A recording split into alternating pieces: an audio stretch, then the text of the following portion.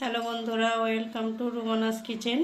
আজকে আমি বানাবো ডিম পোস্তর অমলেট। তা কীভাবে অমলেট বানাই আপনারা একটু ভিডিওটা প্রথম থেকে শেষ পর্যন্ত দেখতে থাকবেন।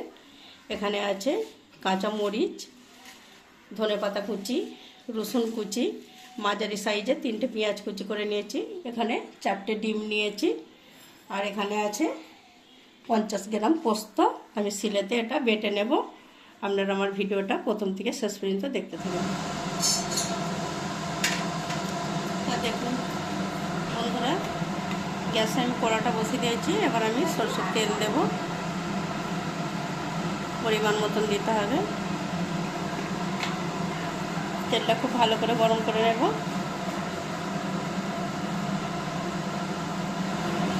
আর তেলটা গরম হয়ে গেছে, এবার আমি পেঁয়াজটা দেব। এখানে রসুন কুচি আছে, দিয়ে দেব।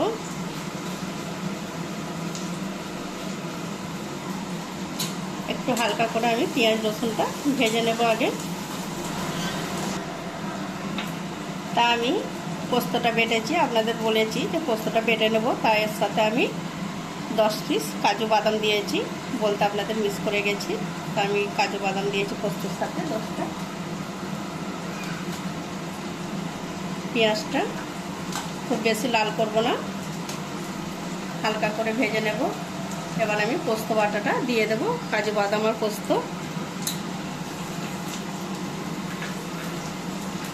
পোস্তটাকে আমি একটু নাড়াচাড়া করে নেব। পোস্তটা হালকা করে ভেজে নিয়েছি পেঁয়াজ রসুনের মতন। এবার আমি স্বাদ মতন লবণ দেবো। এখানে ধনেপাতা কাঁচা লঙ্কা কুচি আছে, দিয়ে দেব।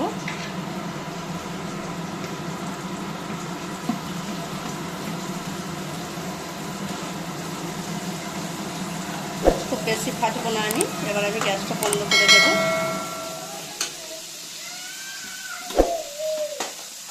দিয়েছি, এতে আমি সরষের তেল দেব।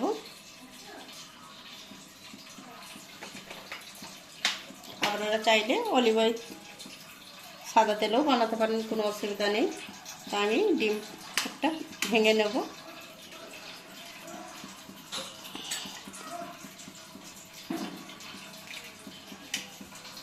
অল্প করে লবণ দেবো, লাল লঙ্কার গুঁড়ো আছে আমি দেব।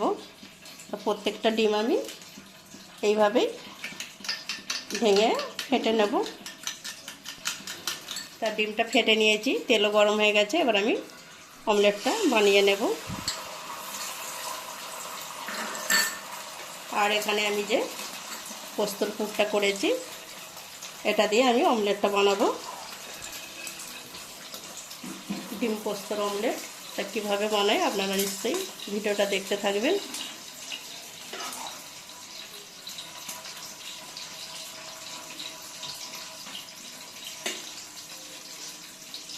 তাই ডিমের অমলেটটা রুটি বা পরোটা বা গরম ভাত দিয়ে খুব সুন্দর খেতে লাগে।